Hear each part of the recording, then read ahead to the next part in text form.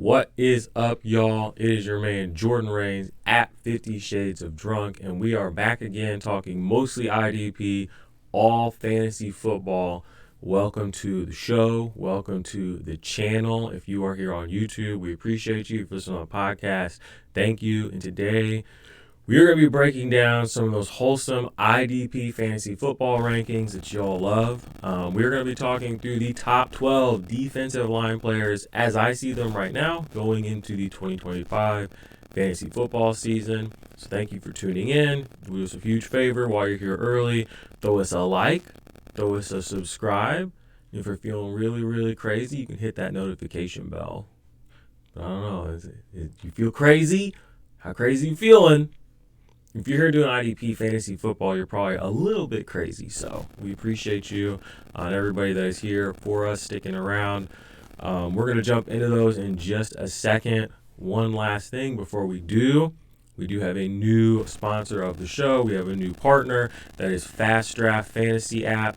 Go download their app right now because they have real IDP best ball tournaments filling up for the 2025 season. It is a great product. The user interface is incredible. The user experience is incredible.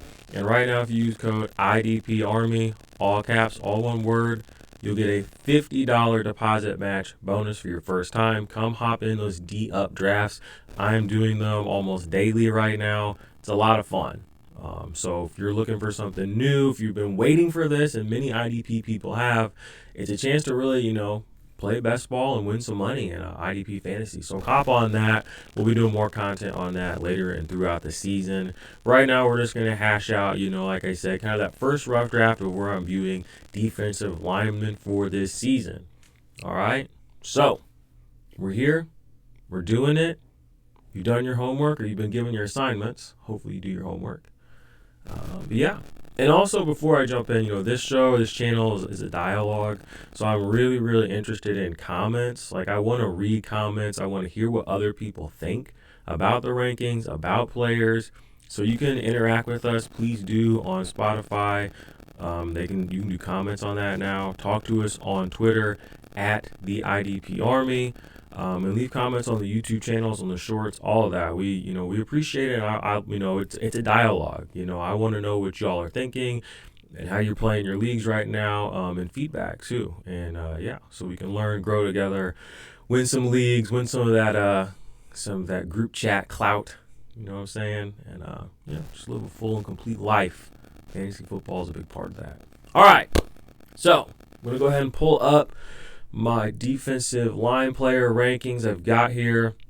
This isn't going to be a super duper deep dive. I'm going to go through my top 12 guys, kind of outline how they've performed the last couple of seasons, kind of how I'm thinking they're going to do in the future, and just kind of be data driven, stat driven, but also mindful of the ebbs and flows of fantasy football. So let's go ahead and pull that up. No one will be surprised to know that my first guy on this list, my number one defensive line player going into this next season, is TJ Watt.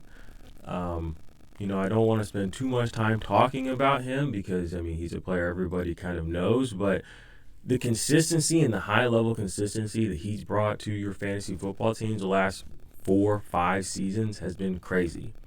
This last season in 2024, as you can see on the screen here, 61 combined tackles, 11.5 sacks, 6 forced fumbles, which was a peak, which he hasn't hit, which was a career high, I believe. No, he had 6 as a sophomore and 8 in his third season, but he's consistently putting up very, very high, very, very high forced fumble numbers.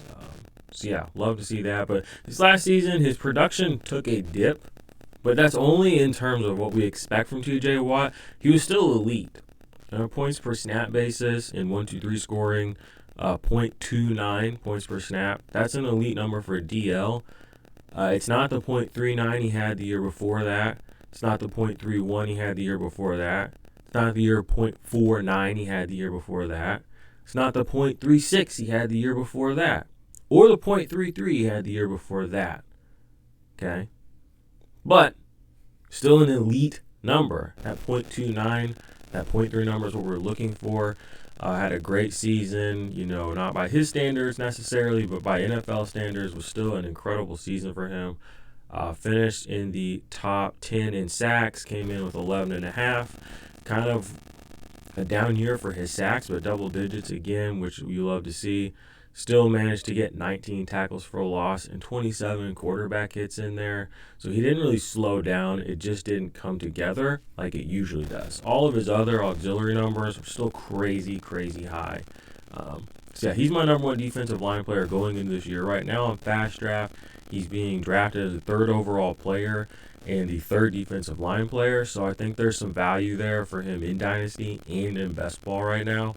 Because people are kind of just worn out on the awesome player that he is.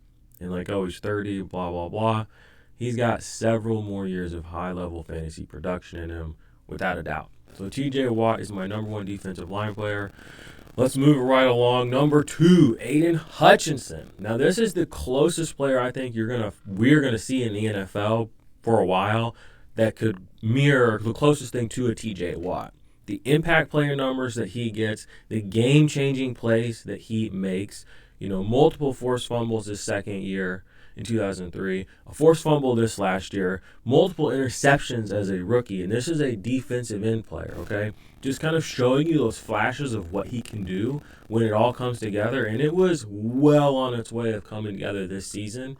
Managed to get 7.5 sacks and only played in 5 games. He would have undoubtedly, in my mind, been Defensive Player of the Year, Aiden Hutchison, had he managed to play the full season, which is another thing that makes his injury this year, on top of the Lions being an incredible team, that much more sorrowful, really, because the Defensive Player of the Defensive Player of the Year race this last year in 2024 was kind of... It wasn't very exciting. There was nobody that really, truly, in my opinion, stood out as that mega superstar. And Aiden Hutchinson was doing that early in the season in a way that he could have run away with it. So I love what he's been able to put on paper for us the first 3 years of his season. The injury, he seems like he's fully recovered. They were talking like that if they had to play him in the postseason this year, if they would have gotten to the Super Bowl, he would have been able to play. So I think he's, pretty well rehabbed up to what we could expect, and hopefully ready to really get out there and kind of pick up right where he left off. 52 tackles his rookie year, 51 the next year, and then this last year he had 19. Like I said, he was pacing towards an incredible season. So Aiden Hutchison is my number 2 defensive line player this year. And right now on FastDraft, he is the number 2 player being drafted and the number 2 defensive line player overall. So we're in sync there. I think the market still values him. I think people understand that the injury, while it was unfortunate that it happened this year, it's not something he's not going to be able to get over. So moving to my number 3 guy, Maxx Crosby. Got himself a big extension this year with the now Pete Carroll-led Raiders team out there in Las Vegas, Nevada. 3-year, $106 million extension. And, he really, really deserves it. When I was doing research for this, it was kind of blowing my mind. Until this season, Maxx Crosby's never missed a game. He's played through injuries when he's had them, and he's been an absolute Iron Man, playing like 90-95% of the snaps. I mean, he's one of the few defensive linemen, the only defensive lineman that you're going to find playing anywhere close to 1,000 snaps and over, and doing that consistently and being very, very productive while he's out there. 45 tackles this season in the 12 games he played, 7.5 sacks. That sack number, 7.5, the same as Aiden Hutchison had in 5 games, but that's not a knock on Crosby. That's, again, to highlight how well Aiden Hutchison was playing this year. But Maxx Crosby, 45 tackles, very busy out there on the field still this season. Last year, 90 tackles, which was insane. And the year before that, 87. That's a unique piece to Maxx Crosby, the Maxx Crosby puzzle, that is a little different than a lot of the other defensive line players that we're going to talk about today, is nobody else has that kind of a tackle ceiling. And when I say not that tackle ceiling, not even close to that tackle ceiling. Not even close. Okay, I think TJ Watt is, when we look through all this, is going to be the guy with the next highest number of tackles in a season, in kind of as an average-ish area, and he put up like 61 and like 68. He's never even hit 70. Maxx Crosby in 2 years back-to-back went 87 and 90 as a defensive end player. So the fact that he's able to pair those numbers with double-digit sacks in a season make him a unique asset. 27 years old, so he's a little younger than TJ Watt, just a smidge older than Aiden Hutchison. He's kind of in that sweet spot for Dynasty where you can still go get him right now and you're going to get a lot of production out of him. His highest high-level years are probably not even behind him. So you could really so I don't think it's a reason because he did leave this season with injury. Like I said, he played early in his career. He never missed a game until this year. He did, go out with an injury with the ankle, got surgery, but he's going to be fine. Everything I'm seeing, everything I'm reading is saying, essentially he, got the surgery and stuff because the season for the Raiders was essentially over. So, they believe in him. We're going to see a lot more good things out of Maxx Crosby. So he's my number 3 defensive line player right now. Moving on to player number 4, that is Trey Hendrickson. Okay, a lot of people know this guy now that didn't know a few years ago.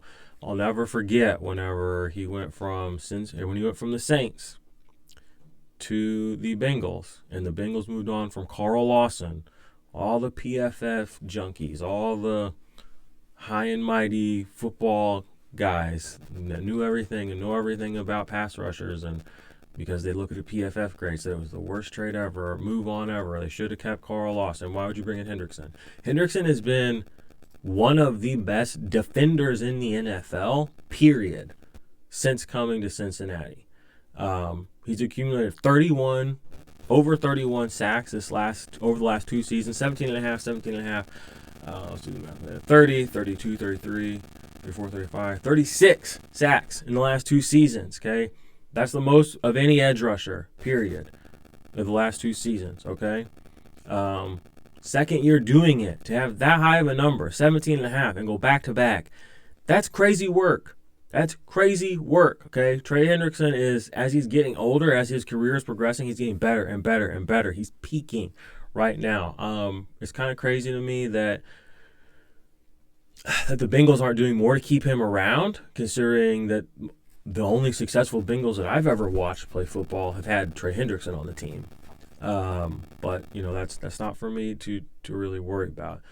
He's coming in at number 4 for my defensive line rankings right now. He offers a lot in the sack upside numbers. He offers a lot in the quarterback hit numbers. We're at 36 this last year. A lot in the tackle for loss numbers, 17, pass deflection, 6. But he's a little bit more of I would call your prototypical edge guy when it comes to getting tackles. Whereas, he's really getting more of that 35, 45, maybe might sniff 50 tackles in a season. He's not a real run stopper, like a real linebacker mentality kind of guy, every snap kind of guy, like Maxx Crosby, who we just talked about. So you're getting a different kind of edge player, but a dynamic edge player with Trey Hendrickson. I don't three-peat at 17 and a half sacks feels very rich. I don't think anybody that's projecting would ever do that, but I would have to imagine that on this same Bengals team or any other team, his sack numbers, I feel very confident will be double digit. One of the very, very, very few players, assuming he plays all 17 games, very few players that I would confidently say this guy is going to go over 10 and a half sacks or whatever the line ends up being for, that kind of double digit area. Big time to think that he's gonna repeat there. 17 and a half, I don't know. We'll see. But he's looking for that contract extension right now. Been hyped on him for a while, going back 3 or 4 years. Even when, like I said, Carl Lawson, bringing him back into it, poor guy's catching strays. But it was really annoying to me that people did not really know or respect what Trey Hendrickson had put on paper his last couple of seasons with the Saints. Kind of poo-pooed it because PFF poo-pooed it or didn't really acknowledge it the way they should have. So kudos on anyone that's holding Trey Hendrickson. Right now, Trey Hendrickson is going off the board as number 5. I've got him ranked here at number 4. He's going off the board at number 5 per the ADP for FastDraft, the 5th defensive line player off the board. Crosby behind him at 6. I have him as my 4th defensive line player going into the 2025 season.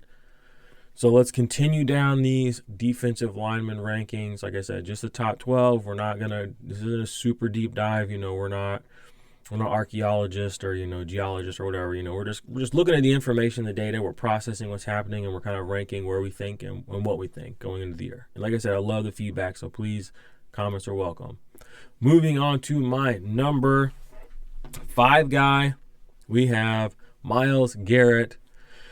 Won Defensive Player of the Year last season with the 14 sack, 42 tackle season. This year, lost it to Patrick Surtain. Again, had 14 sacks, 3 forced fumbles, 47 tackles. So a similar season.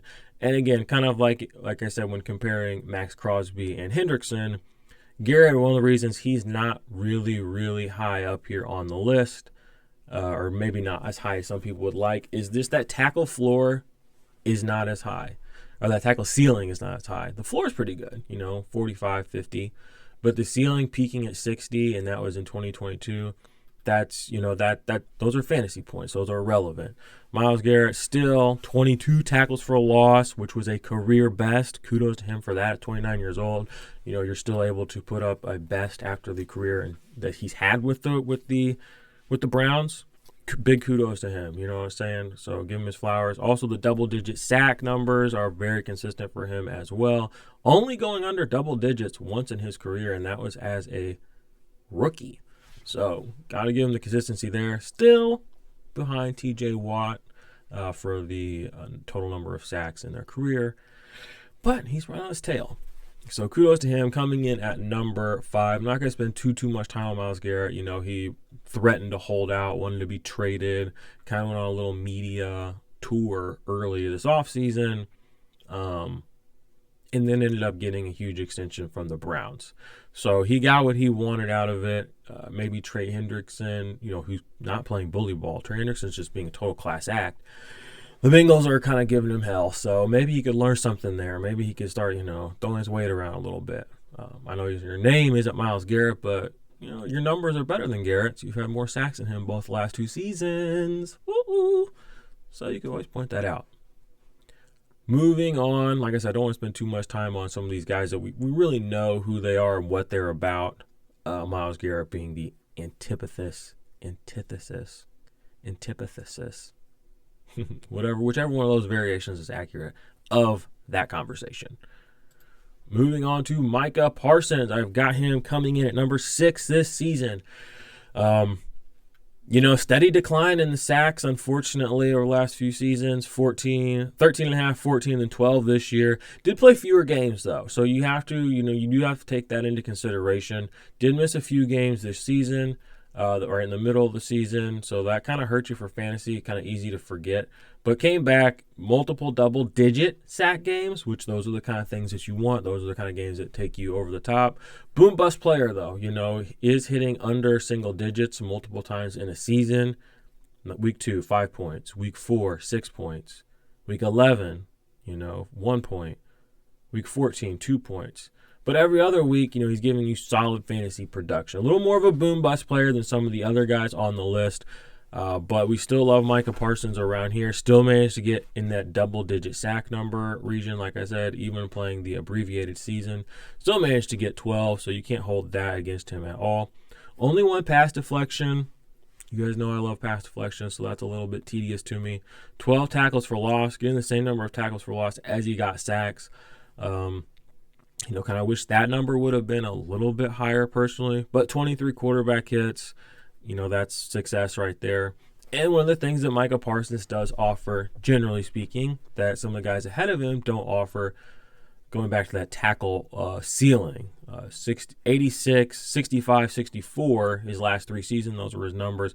This year, again, abbreviated, put up 43, which was only 4 fewer than Myles Garrett. And like I said, he missed games. So he's offering you things on the field from a fantasy football perspective on a play-by-play, game-by-game basis. That's a little bit higher, but a little more boom-bust than somebody like Garrett. Let's take a look at Garrett's double-digit games this season. Yeah, Garrett went under a few games, but not nearly as many, and especially same ratio-wise as Parsons did this year. So like I said, I think he's more of the boom-bust, sort of your archetypal defensive line player. You're going to play him every week. You're going to love him. You can play him as a defensive line one, but he can putter out in certain games, but he's going to win you weeks. Jerry Jones owes that man a lot of money. Maxx Crosby and Myles Garrett moving the needle a little bit. Trey Hendrickson trying to move the needle. Micah Parsons, of that group I just mentioned right there, the youngest by a substantial margin, 25 years old. So he's got a big contract coming his way. Love him this season. Right now, he's going as the number one player on FastDraft, as the number one defensive line player and the number one player drafted. I think that's a little rich for my blood. I think the ceiling is there, and I don't think it's out of his range of possibilities to finish as number one or number two overall IDP. But I think that you're really banking on something to happen that we've seen the last few seasons just not come to total fruition like we would have hoped. So we'll see. Moving on to my number 7 player, Nick Bosa. Probably would have thought he'd be a little bit higher. And, he is, he's still in the top 10 here. Very, very, very safely in the top 10. He's top 7. Okay, he's top 7. You can take Nick Bosa as your defensive line one. You're not going to be let down by that. First year that he really kind of struggled with injuries. Did play through a few, but did miss a couple of games. Put up 52 tackles, which is a nice, robust number. And honestly, consistency-wise, 52 tackles this season, 53 last season, 51, 52. Very consistent number year over year. Under the double-digit sacks, though, this season for the first time since his rookie season. He's played 14 games, same as Micah Parsons, just a little under his sack total there. Still managed to have interception, a fumble recovery, a forced fumble. It was a down year, but you can't move him down your rankings too much because he's still Nick Bosa, and he's still only 27 years old. Like I said, the first year that the injury thing has really kind of been an issue for him. So maybe that is part of the reason he did kind of take a little bit of a step back. 24 quarterbacks, still a very robust number. 15 tackles for loss, still a robust number. Pass deflections, only 1, but that's not something he generally offers you anyway. And to still hit 52 tackles this season, in an abbreviated season versus his last 3, shows that he was still doing the work out there. He was defending the run, he was playing ball the way you want your players to do it. So I still have him pretty high here in my top 10, safely, firmly, and you could take him. I would not argue with you if you want to take Nick Bosa over any of the 4 guys ahead of him. I wouldn't take him over Hutchinson or TJ Watt yet. But if you wanted to take a shot, I wouldn't take him over Maxx Crosby either. But if you want to take him over those other 3 guys ahead of him, that makes sense to me. I would be okay with that. So this is kind of where we're getting, these are kind of my rock solid guys right now going into the season. And right now in FastDraft, Nick Bosa is going off the board as player number 9, defensive line number 8. So kind of in line with what the market is feeling about him, but maybe his ADP will get pushed up a little bit. Who knows, But right now, I think that's a great value for him. If you're in the back end of that first round of a D-up draft, I like Nick Bosa there a lot. Now we're going to go to our number 8 guy, and we're going to get into the area where it's a little bit more putting our chips on guys, in my opinion. A little less certainty, but still a lot of confidence. Let's put it that way. So we got Andrew Van Ginkel coming in here. He's not being drafted in the top 10 currently on FastDraft, but Andrew Van Ginkel had a breakout season this year after having a kind of a breakout season last year. But really, 11.5 sacks, 1 forced fumble, 2 interceptions, great numbers, 79 tackles, okay? So this guy was putting out the big plays and buoying it by having an extremely high tackle number. Love to see that. One of the other things that stands out about Van Ginkel is the fact that, and this is kind of why he's a little further down here than maybe some people might have him after his breakout season. He did have 2 touchdowns this last year. Both of the interceptions were returned for touchdowns. Those are big plays. Those are big points. You're going to remember those. The interception in 1-2-3 scoring is going to be 6 points. The touchdown is going to be 6 points. So there's 12 points right there. Plus, you're going to get the pass deflection on the interception. So there's another 3 points. So there's 12, 13, 14, 15. Plus, if you have your return yards set in there, which you should, you're going to get another 60. Looks like one of his interception returns was for 63 yards. So there's another 6 points. So that's a 20-point play in a game where Andrew Van Ginkel is playing football. So he's also, in putting up 80 tackles in a season. So that's the beginning of one game. And that happened pretty deep in the season. So he was already, he was one of those touchdowns was week 1. So maybe he picked him up off waiver wire, but you kept him in there. He did it again in week 5. So you got one of those. But one of the things that is going to bring me down a little bit on Van Ginkel is his tackle for loss numbers. Or not tackle loss numbers, sorry. His QB hit numbers. Only 19. One of the only players that still managed to get double-digit sacks while only staying in the teens for quarterback hits.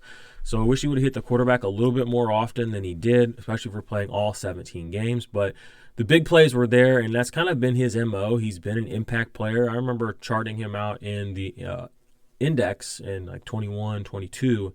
And he was somebody that I put on my, sleeper list, watch this guy because he was always kind of making plays. When he was on the field, he would find a way to get the ball in his hands, make a fumble happen, and he was kind of a backup player in Miami. Now he's in Minnesota. Brian Bowles is just putting him to work. He got a little bit. He has, I think, another year or 2 year. He has another year on his contract, so he's gonna stay. He's gonna stay out there. He's gonna stay busy. So I've got him right now as my number 8 guy going into the season. Let me know what you guys think about that. If you think I'm a little too high, a little too low on Van Ginkel, he's definitely gonna be a value because, like I said, this was kind of his breakout year. 2023, he still had a really good season, but the sacks weren't there, so people probably didn't take as much notice.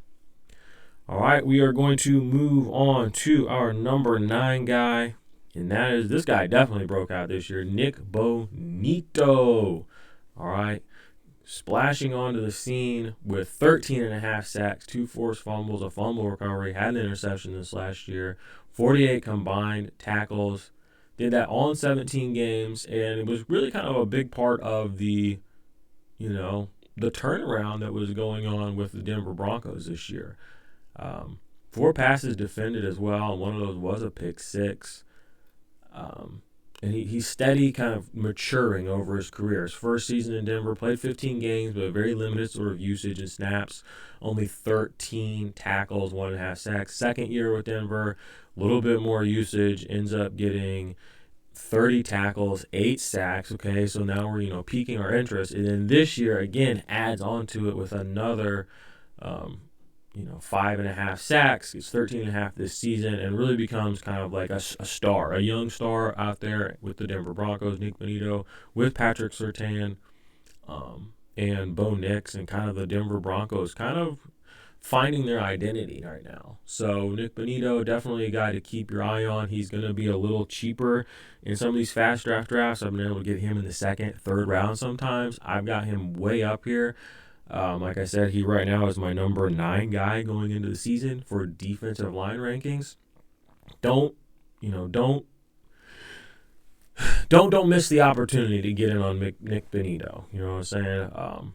That's kind of where I'm at. He's cheap right now. He's available, and he's probably going to be able to. You can probably get him in Dynasty cheaper than every single guy I mentioned above him except Van Ginkel probably, and even a couple of guys I'm going to mention after him. I'm sure you're going to be able to acquire him, put him on your roster, draft him in FastDraft, promo code IDP Army, and he's going to be somebody that's going to outperform guys that were valued ahead of him.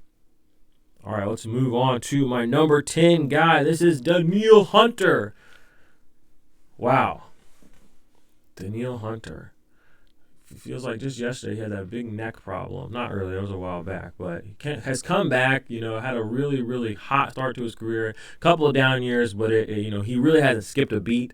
12 sacks this season in 2024. Tackle number is a lot fewer than what we've been used to for him. And that's one of the reasons he's kind of fallen in my personal rankings over what he was with Minnesota.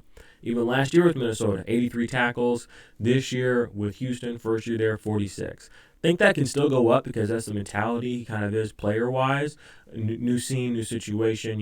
Maybe he was acclimating himself a little bit, but I think that number could go up a little bit. He has a robust history of having robust tackle numbers, but still managed to do what he does best, and that's get to the quarterback. 12 sacks this season with his first year with the Houston Texans, and got an extension. He had a 2-year deal with them. Delivered, got a little bit of an extension. So he's going to be with the team again this year. And he's going to be there to help mentor Will Anderson, who we're going to talk about in just a second.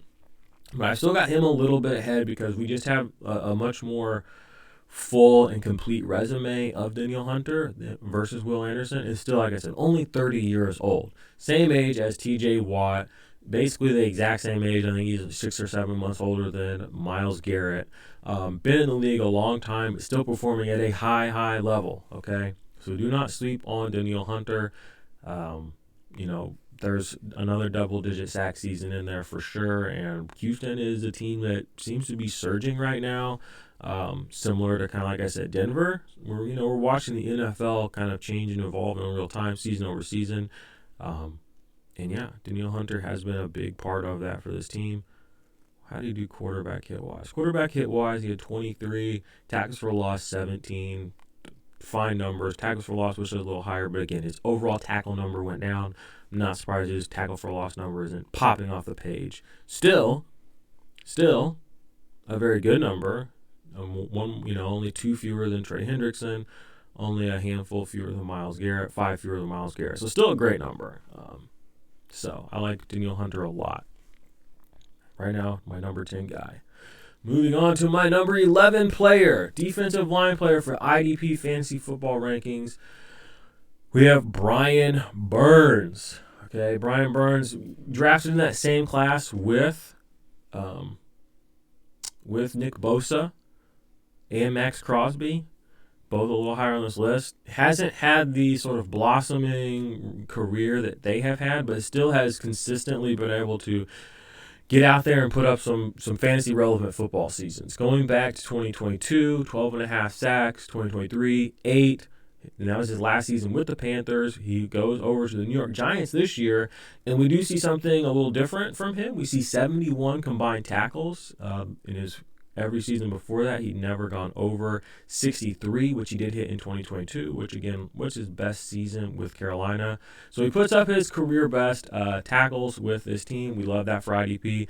8.5 sacks. We really want to see him go over double digits. But you know what? As defensive line player 9 or 11 going into the season, still a top 12 guy. He has shown us year over year that he's going to play 16, 17 games.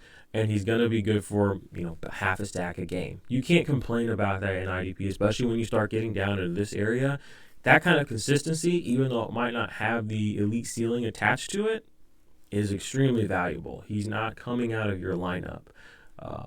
So, love that for him. Kind of crazy how much New York paid him. It looks like a 5-year, $141 million contract. But again, he's out there every game, put up a career and tackle. So I like him. I like him this year. Maybe take a little step forward. Let's see how he did. Quarterback hit wise, only 18, but 17 tackles for loss. Those are totally manageable numbers. 8 pass deflections. Love that. Love to see that. That's something to key in on a little bit on FastDraft as well. Pass deflections on their platform are worth 4 points. So you get a guy who's batting down balls, and maybe just because he doesn't get double-digit sacks, doesn't matter. They're only worth 2 fewer points for the pass deflection than a tackle or than a sack. So that matters. You can compensate. So right now, Brian Burns coming in as my number 11 guy. And rounding out my top 12 rankings going into the 2025 fantasy season for IDP defensive line, we have Will Anderson in his second season in the NFL with Houston. He has 11 sacks, 37 tackles. Would like to see that number go up. But the thing about him that I think needs to be, the trajectory is awesome. PFF grades love him. Only his second season. Takes a tiny step back in quarterback hits. Went to 19 versus 22 his rookie year. But tackles for loss went up by 6. Sacks went up by 4. And the thing about Will Anderson, and this is why people like him, is Houston's not forcing him to play every down. He's only playing 63-ish% of snaps, which is good. I mean, that's what a lot of talented edge rushers float right around that number, and that's great. But as players, acclimate to the system, as they become more NFL and pro engaged, ready, not ready, he's already in the pros, you know what I'm saying? But as they become more of that guy, a centerpiece for that defense, those snaps will probably go up. Slight step back from his rookie season, but he did miss a couple of games this year too. So that could be part of it. On a per snap basis, his points per snap, I was looking before I came on. He took a step forward there as well, which I love. Which is, really when it comes down to, is he make a difference on the field for my fantasy team and for his NFL team? The answer is yes. As a rookie, it was 0.26. As a sophomore, even though he went back in his snaps overall, with going up in the tackles for loss and the sacks, pretty good number, he went to 0.34. That's an elite number for a defensive line player. All we need is those snaps to kind of go up, and we're locking in Will Anderson as what he appears to be, which right now I have him as a top 12 IDP defensive lineman. In Dynasty, if you want to value him a little higher, I totally get that, and I'm behind that. You know what I'm saying? Like, you can build a defensive team around a guy like Will Anderson as an anchor player if you want to. Still very young, 23, definitely the youngest player on this list. Aiden Hutchison, who was our number 2 guy, a year older than him. So, loving Will Anderson, loving what Houston is doing with this defense. Like I said, him getting to play with Daniel Hunter definitely doesn't hurt things from a mentorship standpoint, and from a, not having to just eat double teams to the face constantly. Knowing that you're playing opposite somebody who's a multiple-time all-pro, double-digit sack kind of lock guy, and somebody who's known for being a hitter when it comes to run defense. Yeah, Will Anderson, there's a very, very good chance that he takes a big step forward. A lot of people are rejecting that. So I've got him here at number 12. Maybe by the time we get to the season, he'll be a little more up, but this is where I'm feeling him right now. On FastDraft right now, he is not. He's going as defensive line 8. So as player 8, defensive line 7, going ahead of Nick Bosa. So people definitely see the value of him on a points per snap basis on that platform. So that is going to go ahead and round out my top 12 defensive linemen for this season so far. Now, rankings and stuff like that will definitely change. As we get new information, once the rookies come in, maybe shake up some things. We might still see some trades. I mean, Trey Hendrickson may move on from the Bengals. I don't know if that, would really affect his stock or not. We'll have to see how that goes. We'll have to see what happens. Oh, knock on wood. There's always the injury bug out there running around, nipping at guys' heels, like a gnat or like a mosquito. It's like, get out of here, man. Like, we just trying to live. We just trying to play some football. So, got to keep an eye on that. And so things could change. So stay tuned. Like I said, do us a favor. Go check out the FastDraft app platform. There is a link in the description down below here. Use our code IDP Army for a $50 deposit match bonus. I think a lot of other places right now have a $25 deposit match bonus. But we were able to, play some hardball, get that $50 IDP Army deposit match bonus. So if you've been, waiting for that to get a little more than that 25 initial bonus, use our promo code, go sign up on there, get in a DL draft, and let's play. $10,000 in that tournament, $2,000 to first. Payouts are pretty good. But, all right, IDP Army. Mostly IDP All Fantasy Football. Thanks for tuning in. Like, subscribe, all that good stuff. I will be back with the rest of the top 24 defensive line rankings very soon, and then we'll jump into defensive backs, and then we are going to be, just hitting these draft rooms and, trying to find some competitive edges and, win some money this season. All right, talk to y'all soon.